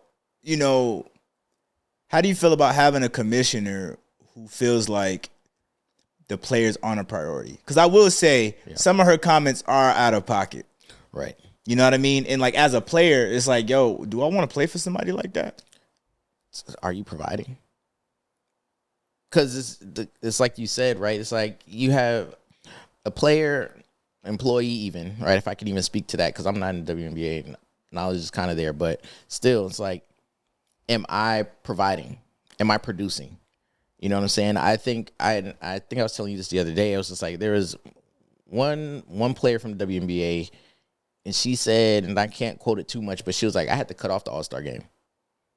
That's how bad I thought it was, and I was low-key embarrassed as a retired WNBA player or past. The actual game or like the weekend, like the weekend festivities? I think it was the All-Star game itself. Okay, yeah. Because it's like air balls. Yeah. It's just like y'all out there just... I watched a little bit of it, and it wasn't. But y'all out there wearing shirts that say "Pay me," and I'm not mad at the, And I think that's what stemmed it too, because they all had the "Pay us what you owe us" shirts. Yeah, but then you get out here and show us. Yeah, we'll pay you what you show us. Yeah, and that's the thing, though. It's more numbers, more people coming to the games, more people turning it on and watching it. Where I think those numbers are growing, and they can, I think, get there, right? But it does come with something. Shoot, it's just like other people saying, "Yo, we don't want to see you WNBA players walk through the tunnel in sweats." It is not to say y'all need to be provocative or blah blah blah, but hey, we seeing NBA players coming in suits. They might have their designer clothing on, right? Whether you're a woman watcher or a male watcher.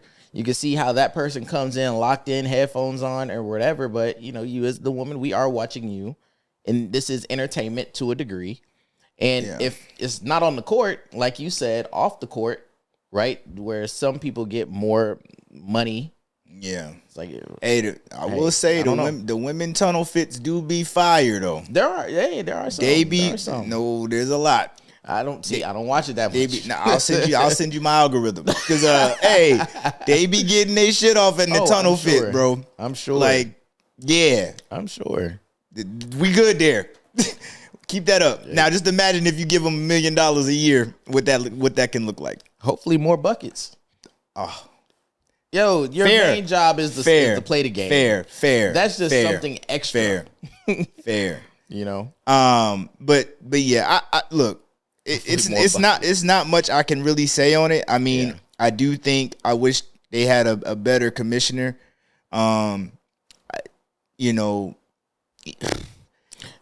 She can be doing a lot more. I do realize being a commissioner is hard. I do realize that. Has to be. But, you know, this is an issue that's been going on for a few years now, not just this year. Like, this has been going on for a few years, and it's just been kind of just sweeping it under the rug.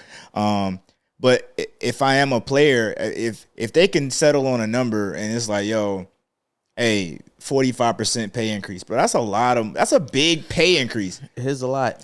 Like, when you look at the percentage, like, goddamn, we can't bump y'all salary up by 200%. Like, bro, that's not happening. That's not realistic.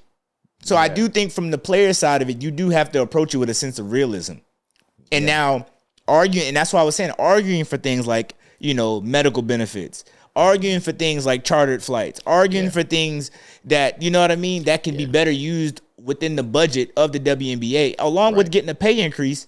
Yeah. Like, bro. Should be something. Now, I do say, I think the WNBA could carve out $1 million for the top players. I do think they can carve out $1 million for the top players. You know what I mean? And I would probably have a median around maybe 350 to 400,000. You know what I mean? For like your role players, and then maybe the 1 to 2 for like, hey, you the 12th woman on the roster. Hey. Be glad you here. Come on. You know what I mean? But like, I do feel like an Ayesha Wilson should be making at least $1 million a year. I do feel like Caitlin Clark, when it's time for her to re-up, she should be making $1 million a year. Hey. Maybe Angel Reese as well. Like those players, yes. Your top 1 or 2 on the team should be making $1 million. I do think. A year? Yeah. On what, like a 5-year contract? I think typically the women $5 million for 5 years? Yeah. I think they can carve that out. Shoot. But like I said, percentage wise, that's like, bro, that's like a 75% pay increase. Yeah. It's crazy. No, absolutely. But I can't imagine being that commissioner and you make some stuff happen for the players and it's just like, hey, get off me now. You got what you want, right? They like shit. This just the tip of the iceberg. Keep going. Y'all gonna keep applying pressure to me? Oh man. I'm Daddy Warbucks. Yeah. I would like to see a longer NBA season though. I know it's tough to fit it in because, you know, the overlapping of sports. But like it. And I will say this too. I gotta look, and maybe while I'm cooking, you could probably look it up real quick. Yeah. Unrivaled. See what the Unrivaled contracts are. The 3v3 women's league.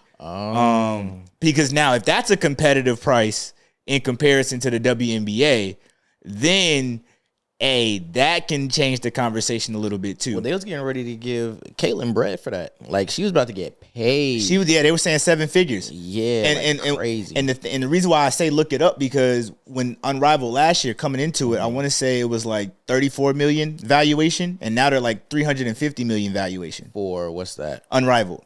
Well, it says the average salary for an Unrivaled player is projected to be around $220,000. Within a minimum salary of $100,000 for the 2025-2026 season. According to its founder. Hey, bro, that's tough because you're not even playing that many games in Unrivaled. Yeah, this says this is significantly higher than the average WNBA salary. Yeah, under so going back to my point, they definitely should make some more bread. They definitely should make some more bread. I don't know what that number is though, but you got to stop playing with these girls though, these women. You know what I mean? You got to stop playing with them. Yeah, and if you could make $250,000 almost at most playing 3v3 basketball, that's why I say your best players could at least make $1 million or $2 million. Is it mixed? No, what do you mean by mixed? Gender? No, it's just women. This is a women's 3v3. Yeah, and women. Then they have the men's like big 3 or something like that, right? Yes, but the difference between Unrivaled and the big 3 is just half court. The Unrivaled is full court, but it's on a smaller full court. So imagine like when we was growing up. I'm playing 3v3 on a full court at my age. So imagine remember the side courts in the main gym? Yeah. Where you had the big court and then you had it's like that, a little bit bigger than that. Yeah. But it's full court, 3v3.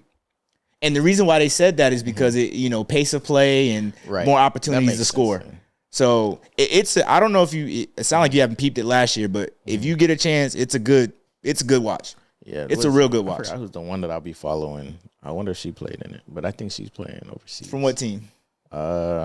She's not playing in the WNBA right now. Oh, you talking about the Australian jump? Liz Cambridge? Brown skin. Oh. Can't think of her name. Brown skin. I'm I talking can't about think of her name. skin. She played in the WNBA for maybe a season or two. Nah, it's active. It's She's active been- in WNBA She players. got injured. She overseas now, I think really right now. I can't think of her name. I'll show you. It's mainly active WNBA players. Oh, that's what's up. Now, But I figure it out, ladies. think they need investors. Yeah, Probably it. sponsors. I mean, they did land a media deal. I mean, it's baby steps, man. I mean, Rome wasn't built in a day. I know the WNBA has been around for a while. They are expanding. They are bringing new teams to different cities. But figure it out, ladies. I hope Commissioner Kathy Engelberg, I hope she can figure it out. Yeah, but tough situation though. Tough situation, man. Because and closing that out, they said Caitlin Clark ain't really say nothing. She really be keeping it cool. Hey, She be keeping it peep. she don't have nothing to. Hey, That's how you know you not hurt. mad. When you Yeah. like, hey, I already had a check I could have went and got. I chose to play here, so I can't be mad for real. nah. It's not about the money for me. I just want to play in the WNBA. And you gotta respect that. That's a woman's dream, like a baller. Like, the dream, like a male. I want to play in the NBA. I want to play in the NFL. X, Y, and Z. Yeah, And then you make it there, and now I'm complaining about it. yeah. I do think they do have a right to complain, but you can't overshoot what Yeah. you're trying to get out of And it. I feel That's bad my for only those thing. that have to work 2 jobs. Yeah, they do. That is crazy. But salute to the women, man. Good product, good product. Man, the NFL, bro.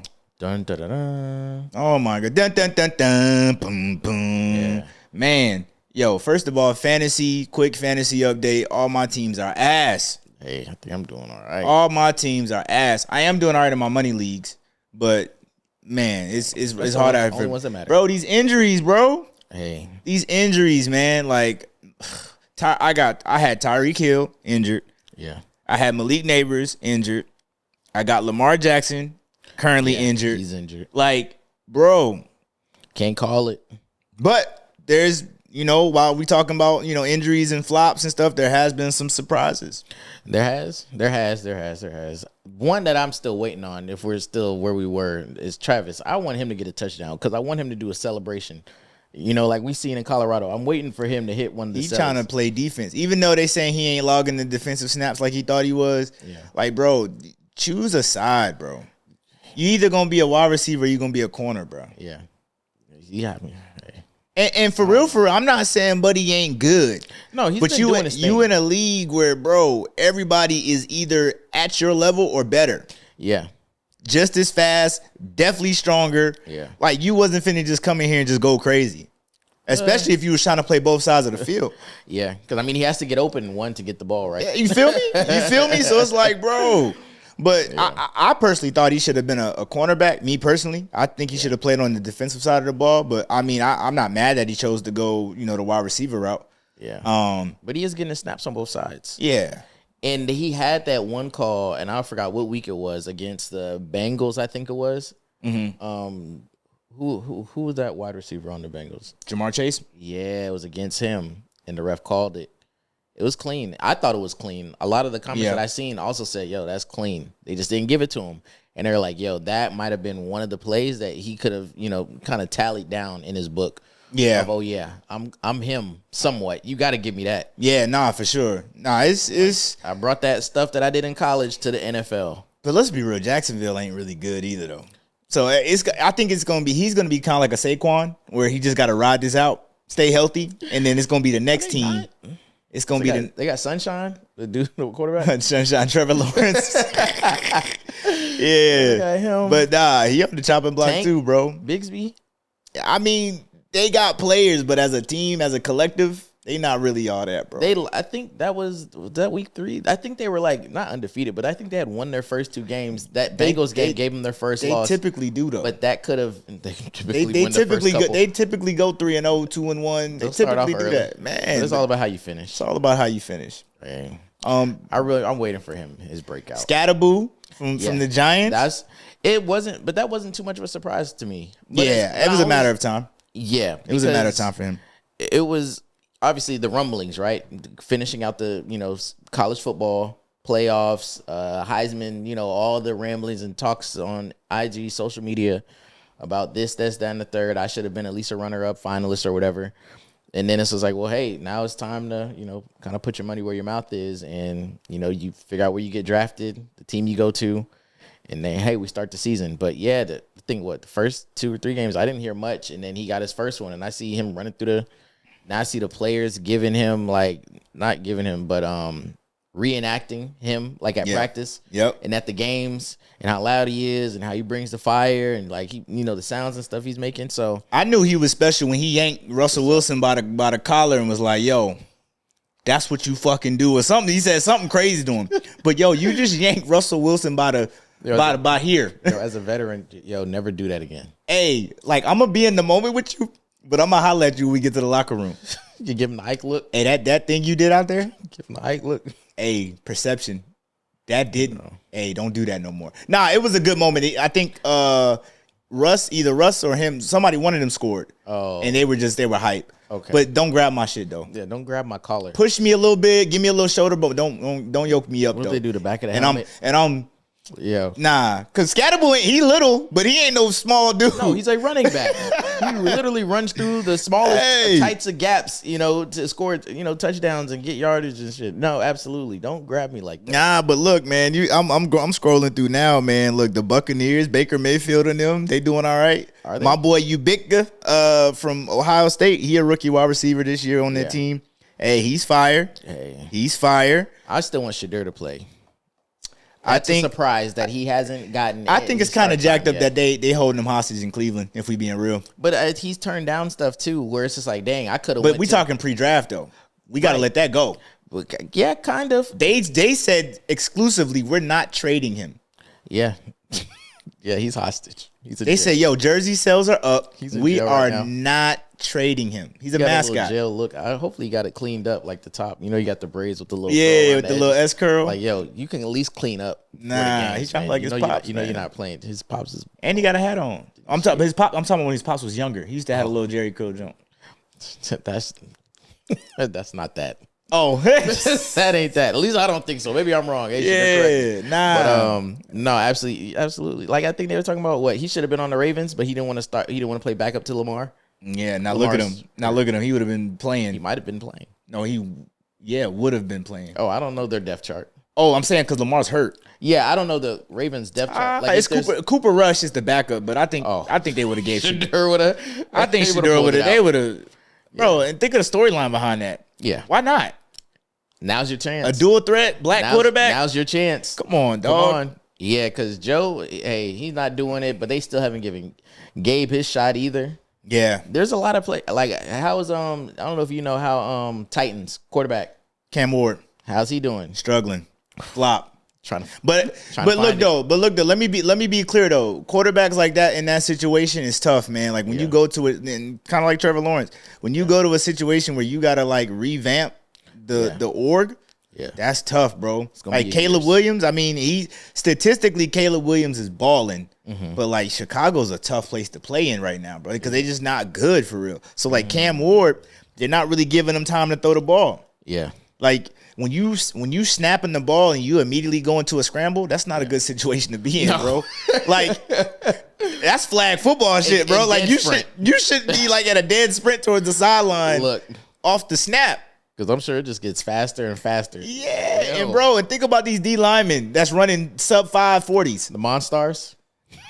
Oh, you 325, you 280, 290 running just as fast as me. Yeah. And I'm 100 pounds less than you. Power. Oh, tenacity, my Lord. Velocity. But nah, he's struggling low key. But I mean, he recognizes it though. I mean, he's standing on it. No. He's standing on it. That's all you can do. Try and get better every day. Yeah. Flops. No. Now they got shoot, just to name a few. Oh, Jackson Dart. Yeah, Giants. 1-0. Can't say nothing else about it. He got his start. I don't think he wins too many more games, but hey, New York fans are happy. Yeah. Hey, they had to figure it out. New York fans are happy. Let me see what else they got on here. They got Tia. I don't know how to pronounce that first name, but the buddy from Arizona, McMillan, the wide receiver from Arizona, Abdul Carter. They say he's been smoking it with the Giants as well. Like I said, Emeka, Ubika. Travis Hunter did make the list. Cam Ward, he did make the list. Ashton Genty. So with him, you saw they let him go back to his regular stance, and they say he's been balling ever since. Hey, I don't know how that works, but the stand-up approach? Yeah, because I'm just like, granted, I guess in like the, with the knees bent. I think it's better. It's better like on the Achilles though, ain't it? Because you're not like in the. Well, I mean, like you're in just a ready position, right? When you're sitting back there as a running back versus like standing like. But I think up. the hands on the knees though takes out a step. I mean, it adds an additional step, right? Well, I mean, or an additional movement. Your legs are already pretty much loaded, I think. And I was about to get up and test it out. Because I'm just like, well, hey, let's figure it out. Hey, it's like standing up regular. It's just like, yeah, it's a hike. And then I guess you get your first step. Well, if it works for him, great, right? If it produces what it needs to, great again. But I'm sure, like you said, they gave it a shot. Hey, do it the way we tell you before you start doing it. Yeah. All right, go back. And I think he played the game right. That's all you can do. Hey, coach, listen to coach. Yeah, don't want to especially if you want to be RB1.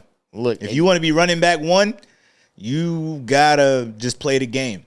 Absolutely. But it's hard because he's probably been doing that at least, if not all of his life, most of his life, and it's kind of hard to just change. It's like changing somebody's jump shot.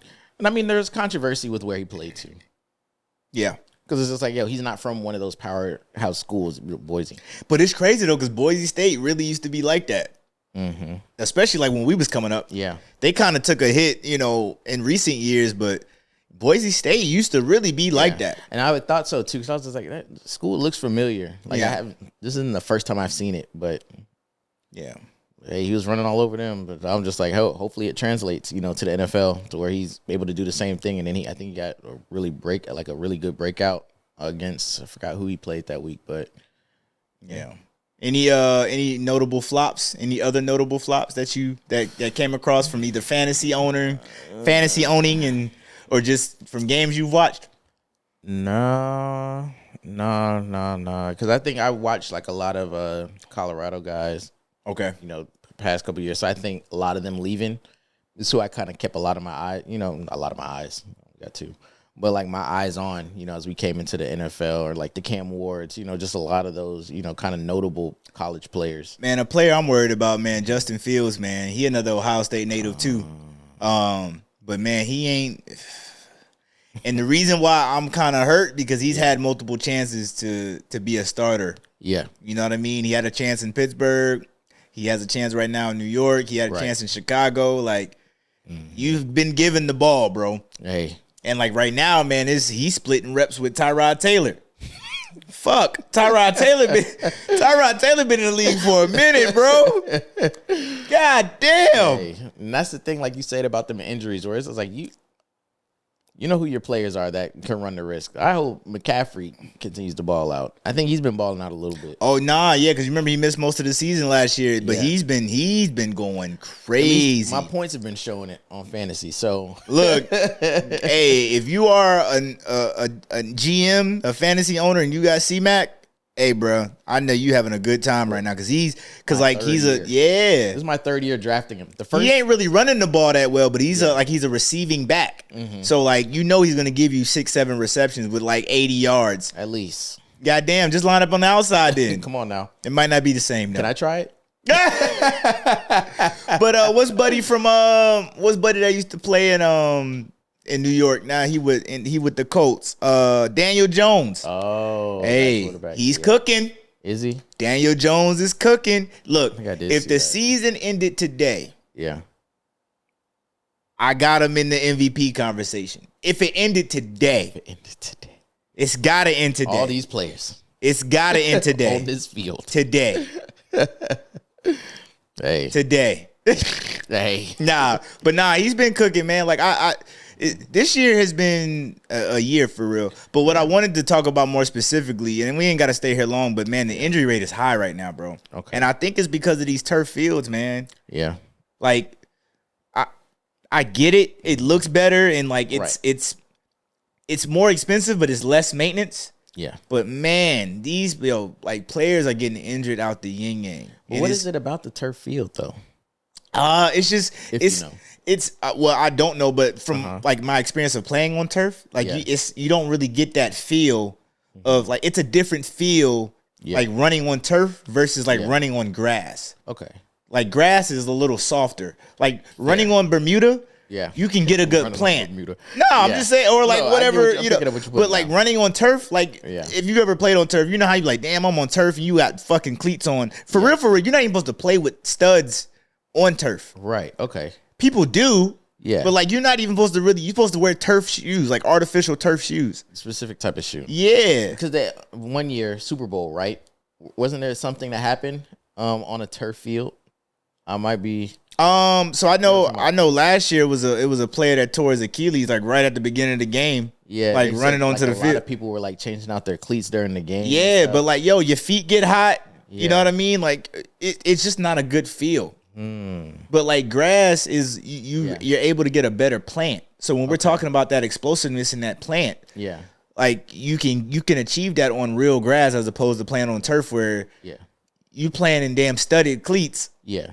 On turf where you can't really the traction is different. Yeah. You can get caught up in it. Yeah. It can get and then you already got the black stuff, getting inside your shoes and stuff like that. But man, like I said, Tyreek Hill, knee dislocation, Malik Neighbors, ACL. And it's many more players too that's been getting hurt, bro. But it's just like, week after week, it's been somebody new. Yeah. And in my curiosity, and I'm not switching off the injuries, but it's just like you said, the turf field versus the real thing. Mm-hmm. And this is like every, dome or field that you play at could be potentially different. Yeah. And it's just like, from a commissioner's standpoint, if that's the correct term, right? What do you do? Is there a way to generalize it like basketball? Like make a standard? There's no outside courts. Yeah. Y'all playing. Everybody's pretty much using the same hardwood. Yeah, we're all in the stadium. I mean? Yeah. Hardwood. But it's tough. You know what I mean? Because and that's a great question too, because I feel like all NFL teams should have at least a retractable system. You know what I mean? Like, I don't think people, like, especially those cold weather states with teams. Yeah. Yo, that outside shit in December. Yo, get us out the snow. Bro. It's 2025. Detroit got with the system. They got with the program. They got a dome. Minnesota got with the program. Okay. Yeah. They're inside. They ain't even retractable. They inside. They're just inside. Bro, they said, nah, we're not doing that no more. Hey, that's stupid. Bro, it's brick outside. And we could play a team somewhere in a hot-ass state, and we got to learn how to adjust to that. We've been practicing in the cold. Now, they might have, for practices, they might be outside, but whatever. But for the games, all NFL teams should have some sort of a retractable system, or they should be playing inside of a freaking dome. Like, bro, it's 2025, man. I get the nostalgia of playing in the rain, playing in the snow. Like, I get all of that. Mm-hmm. But, bro, y'all paying these players too much money to be having them out there in these harsh conditions. You got them in Green Bay playing in damn 8-degree weather with 20 mile an hour wind gusts. Bro, don't nobody want to sit in that. And you expecting me to run 4-7 up the sideline to deflect the pass? Look, fingers hurting. Damn. Yeah. No, that's terrible. Like, come on. But a retractable field, that would allude to like turf again, no? Because you can't have and I'm glad you said that. So like I don't know if you follow like European soccer and stuff like that. Okay, fair. But like English Premier League, La Liga in Spain. Okay. They have the retractable field. Like it's I want to say it's Real Madrid. It is Real Madrid. But bro, they have like a retractable field. Okay. That goes like, when they bring it up, they bring it and it's like 700 feet below fucking whatever, the surface. Yeah. But like underneath where it goes, it has an irrigation system. It's real grass. Actual, okay. It's just in sections, but it's real grass. And when they're not playing on it, it goes down in like a little elevator. It's well kept. Yeah, and it's like UV, like the red light. Yeah. And they're watering it, and when they bring it up, They're running a little mower across it. bruh. Yeah, there's too much money being made in the NFL to not have something like that. Like there's a way. I don't know if you were asking because you didn't know if there was a way, but there is a way. Well, yeah. Well, I'm saying we were talking about the commissioners in the WNBA, right? Solutions, rather. Like if you notice a bunch of injuries that are happening, and We need to take a look at this. it's pointing to the fields, turf versus not turf, whatever, cleats, length of the freaking spikes or whatever at the bottom of the shoe, whatever you're using. Yeah. It's like, you look into all those things, and then how can we make this better? How can we give the consumers or, the people that are watching and enjoying these games a better experience? Because there's a difference between things happen and like, this is a problem. And I think that's where they're at with this. Like, this is a problem. It's trending. You shouldn't be getting mad injuries like this, and it's only week 5. Yeah, and players that people actually come out to see. Yeah, my favorite player. Like, the $150 jersey we was talking about? Yeah. He's hurt. Nah. Yeah, but nah, man. This is my favorite time of the year, though. Hey. Where you got the NFL going on. Yeah. College football going on, NBA ramping back up. Baseball closing. You know what I mean? Hey, WNBA, how can we forget? Hey, nah, I'm playing. But like, it's just that time of the year where it's just mad sports going on, man. So I am happy on that front. It's a good season. But that fall winter bag is different. Hey, it's fall. It's fall. Hey, he been wanting to get to that for a minute. It's fall already. Hey, bro, but we did it. Hey, look, but I didn't realize all those sports are, and then basketball is supposed to start too. Yeah, but that's what I was saying. Not to go back to WNBA, but that's why I was saying like it's tough to figure out what a longer season looks like if that is a concession they got to make more money because the overlapping of sports it's so. But man. Salute to all the fantasy owners out there, man. Keep your head up. Keep your head up. Hey, salute to all the fans. Hope your team is doing well. And if they're not, you still got a lot of time. Trust me. I'm a Ravens fan, and it's rough. But I believe we played the toughest part of our schedule. So I think even though without Lamar, I think we can win some games still. So yeah. But no, that's good. Tell me about this post we was talking about pod. You was telling me about the AI Michael Jackson, Tupac, and Kobe Bryant. So you remember the Bigfoot 100 versus Gorilla, those little AI generated posts. Yes. And they're acting like they're streamers. They got cameras and everything like that. So they have, I seen one, and I guess it was Zen's, like I guess the pouches. Or Okay. So it was Michael Jackson and Kobe. And at first I thought it was like, this is different. I guess somebody recovered old footage, right? Because we'll see older videos of Michael Jackson, doing certain things, or a Kobe Bryant doing certain things, or them together potentially. But then I was like listening to it, and I was like, is this an ad for Zen's? And I'm like, like, wait a minute. And I watched it a couple times because I'm just like, I'm scanning the video like, does this look like back then? Because I think they knew each other. Oh, man. But I'm just like, they're getting out of hand. And then there was another one with like Tupac, and I think there was more people. And I'm just like, did it look like them though? Yeah. Oh. Because part of me believed it. I was like, this looks like it was made yesterday. I know there's theories that Tupac's still alive, but I'm looking at the edges and it's like live now. Like it's showing like they're live on, the social media platform using it. Man, and shout out to all of them for real. You know what I mean? Absolutely. Like, and their families. But I'm just like, if you're one of their family members, and now this is what technology or an AI even is being used for, how do you feel? But this is the stuff that they were talking about a few years ago when AI really started being taken seriously. Yeah. Where they was like, it can get scary. Because remember when they was even talking about they can take, 5 or 6 seconds of your voice, a sample of your voice. Yeah. And then now they're making songs, or now they're making voiceovers, and now they're doing all this stuff with a sample size of your voice.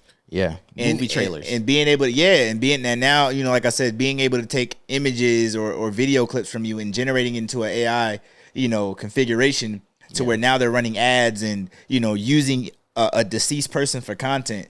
It's crazy. Bro, that's nasty. Yeah. And like you were saying about the families, like imagine being Vanessa Bryant waking up and seeing that and you like, what the fuck? Yeah. Because you're like, yo, I was just having a good day and now I'm looking at my damn husband in AI. Yeah. My deceased husband in AI. Yeah, doing something that he wouldn't have done because this happened so many years ago. There's no way he's driving a Tesla. Yeah. Or whatever, just would seem out of norm. So it's just like, to consume that and then know like this is the internet, right? And there's some things like you do have to realize when you come on the internet or on social media that you have to be prepared already, to either hear or see, knowing like I can unfollow it, I can delete it, report it even, you know what I'm saying? But it's just like you said, it is a growing part of technology, itself where it's going to get scary. Yeah. And it's going to continue to grow. And it's just like, what do you do? How do those authentication steps look like? Man, what do they look like? Be careful what y'all put out here on the ether, man, because that's nasty, bro. Yeah, because I think even what was it last year before, whatever, they were changing up like some of the even like highlights, where I think it was like, oh, watch LeBron James go off on his head coach. And it's like he's digging into him, and you're just like, yo, yeah, and then it ends in them throwing blows. Yeah, yes, that's nasty. James did funny, but nasty. Yeah, I'm sitting there really thinking like, yo, he really got in the back like that. Yeah, and they recorded it. Nah, NBA ain't cooking like that. And then you go through the Allen Iverson. Malice in the Palace is like one of the few authentic moments that we'll get in our lifetime. Yeah, but that's that AI shit is ugh. You don't know what's real because music. Yeah, you don't know if it's real or if it's just generated. It's been a few bops from like TikTok that I hear. Yeah, and I'd be like, oh, I go to search them and it's a whole AI. I'm like, damn, they taking everything. Well, last thing on the AI before we move on, because we got a couple of what you think bros. Oh yeah. But I don't know if you've seen on Instagram. I was scrolling one day and I was seeing like you can chat with AI celebrities. Yeah, both. One that I did just to test it out was Pop Smoke. Okay, how'd that go? It felt. Hey, rest in peace. It felt genuine, but it felt genuine. Like it, like the same. You get out what you put in. Was he like writing like how you would think he speaks? It was polished. It was a little polished, but it was a bag. It was like, damn, that's really pop. That's kind of fire. Like the way that I heard. Yeah, no, it wasn't that. Nah. All right. Hey, nah. I'm just curious. Nah, it wasn't even. But like, bro, that's man. It's too much. It's too much. I should not have the ability to do that. I shouldn't have that level of access to somebody. I don't want my daughter to have the ability to do that if she wanted to. That's psychological warfare. Yes, it's playing with you and toying with you. Now, granted, it could be a skill, right? Learning how to use it in a way, not like how we use ChatGPT to do things for us, but like to be like an owner of it. Yeah. Right? To know the workings or the coding and all the other like the intricacies of like operating an AI and building within that community. It makes you pretty powerful. Yeah. To a degree. And then I think that's the part of it that I feel like should be, kind of sought after versus the use of it, because it's going to oversaturate everything else. Like we talk about the movies. When someone's able to make an 1.5, 2 hour long movie on AI solely. Yeah. And then say the movie does numbers. That was actually pretty good. That's usually how I go too. What prompt did you type in? I would like the sauce. I would like to see what you did. Oh, and one more. I know you got it. Nah, you good. You good. But they did have did you see the one where people were doing a picture of themselves? The Polaroid. Oh my gosh. With their older self and their younger self. Oh, okay. My mind went somewhere else. My mind went somewhere else. No, I haven't seen that. I thought you were talking about the AI where the Halloween. Oh, no. That one where like they'll upload a picture of themselves and then like it'll basically make you look mad pretty. Oh, no. You know what I mean? Yeah. Yeah, because Kendra, she's been in a bag where she's been sending me mad like AI generated photos where my wife's beautiful as it is, but no, she looked tough in these AI Jones. I was like, yo, hey.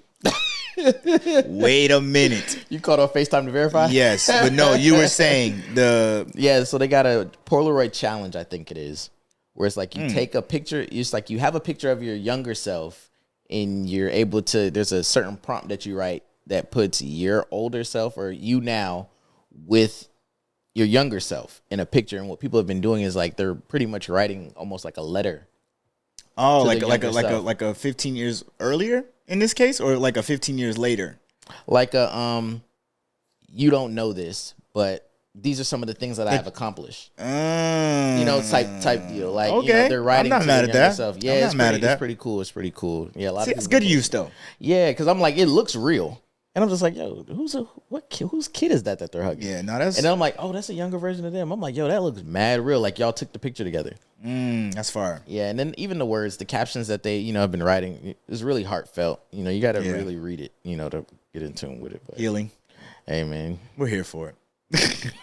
Double tap. Oh my gosh, yeah. So last thing before we get up out of here, man, what you think, bro? We actually got 2 this time. So, what you think, bro? Again, for the audience that is listening to this for the first time, what you think, bro, is a segment where fans can write in and get our advice or opinion on something that they may be going through or have experienced, and that they feel is worthy of being shared on the pod. We are not, experts, but we can do our best to try to meet you where you are and give you the necessary advice to make a decision, leave a situation, go for a dream, whatever. But we've been getting them, man. So tap in. So this one is from Trey. He's from Chicago. It's titled "Risk It or Play It Safe." Hey, bros, I'm writing in because I'm at one of those crossroads in life and can use some outside perspective. I've been working a stable 9-to-5 for the past 5 years. Good pay, benefits, no complaints. But on the side, I've been building my own clothing brand for about 2 years now. I'm starting to pick up traction, online sales, pop-up shops, even a few influencers rocking my stuff. Lately, I've been thinking about quitting my job to go all in on the brand. But I keep going back and forth on whether that's a smart move or just risky as hell. I don't have kids or major responsibilities yet, but I also don't want to end up going broke chasing a dream that might not pan out. So be real with me. Would y'all take the leap or keep playing it safe? So I'm a firm believer of, keeping a job to fund your side hustle. Yeah. But, I wouldn't just go all in on something. Yeah. You know what I mean? I wouldn't. But I know I didn't mean to cut you off. But no, you're good. We started at the, same time. Yeah, but that's a tough one though. Yeah, because you do kind of have the what if I do this and everything does work, but then what if I don't and it doesn't work out? Mm-hmm.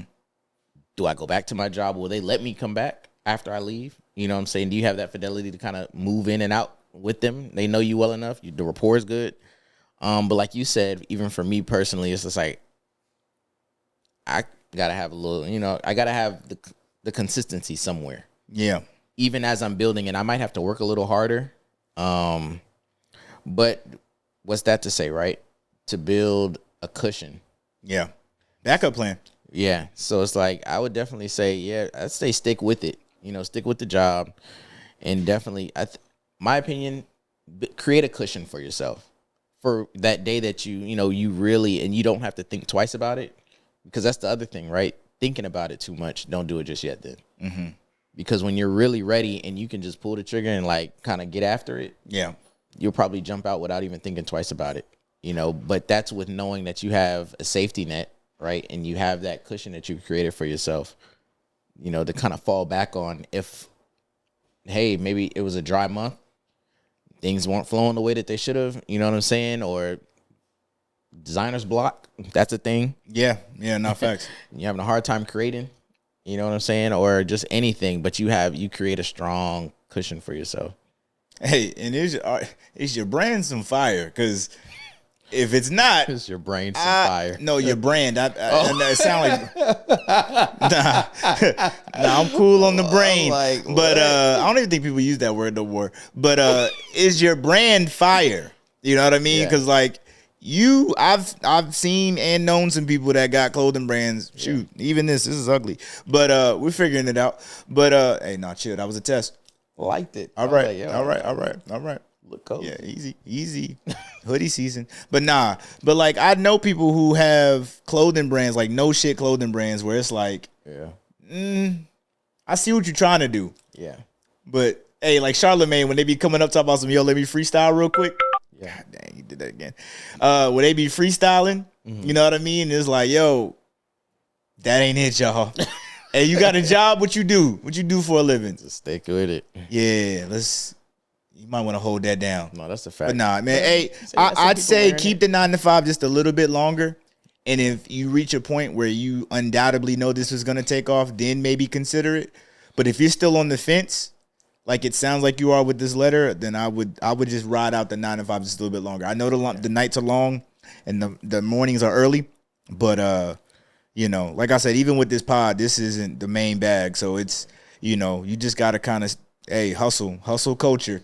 Yeah, if you got to question it, hey, don't do it just yet. Yeah, don't do it just yet. But nah, man, I appreciate the write-in. All right, this one, okay, similar, but a little bit different. This is Kayla from Dallas. Okay, Kayla. Titled, Do I Take the Job or Stay for Love?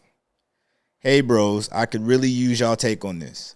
I just got offered my dream job in Seattle. Great pay, great benefits, and it's everything I work for. The only issue is my boyfriend and my whole life are in Dallas. We've been together for 3 years and things are serious, but he made it clear he's not leaving Texas. He said long distance never works, and now I feel like I have to choose between love and my career.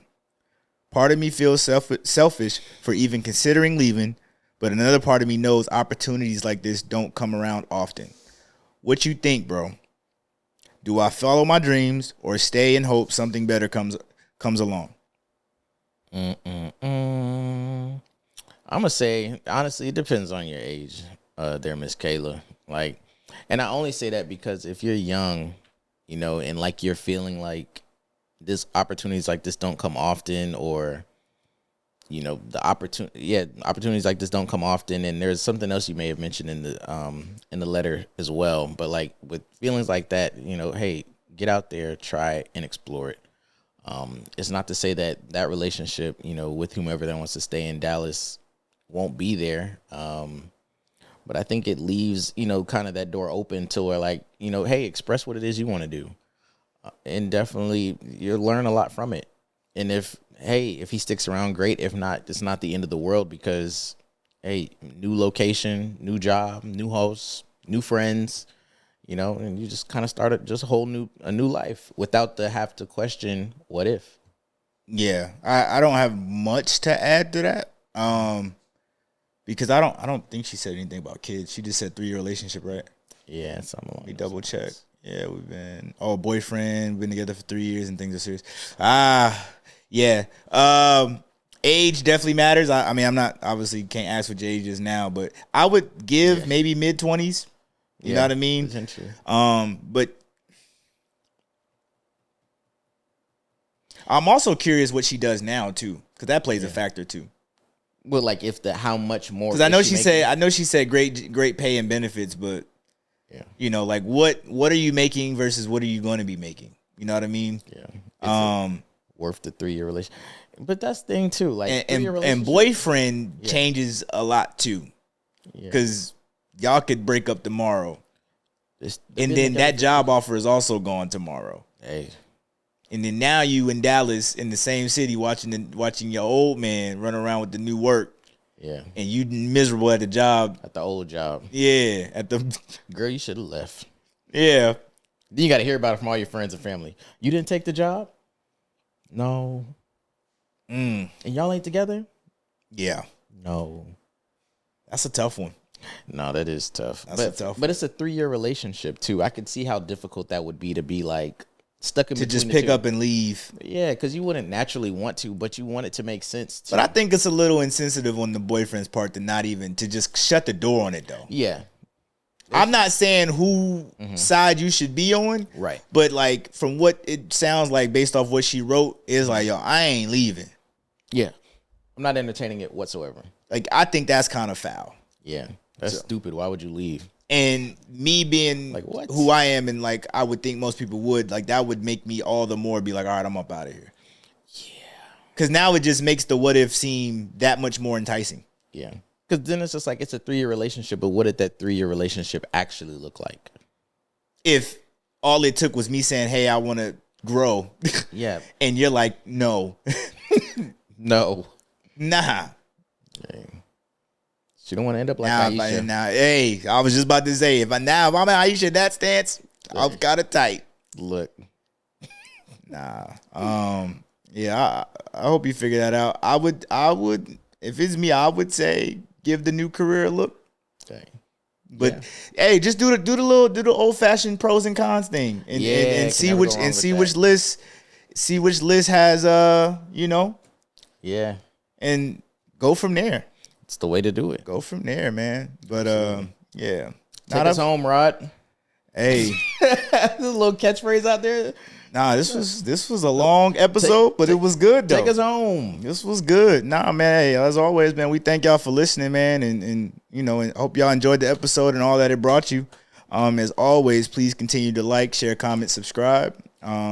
Please continue to shop the merch, www.withthebrose.myshopify.com. Please join our Discord. The Discord is rapidly growing. The conversations are lit, and we are engaging with the audience, man, every chance we get. It also helps feed our lives that we do on TikTok every Friday. We haven't really solidified like an actual time, but it's been typically around like 7-8 p.m. Eastern Standard Time. So yeah, tap in with us, man. It's lit. It's almost like a Twitter Spaces if you've partake, in some of those in the recent. But nah, man, just continue to tap in with us, man. I think we're going to a new level, and I want y'all to be along with the ride with us. But hey, as always, man, I'm good. You got anything? No, I'm great, man. This was good, Appreciate man. it. This was Thanks for good. having me. And with that being said, with the bros, we out.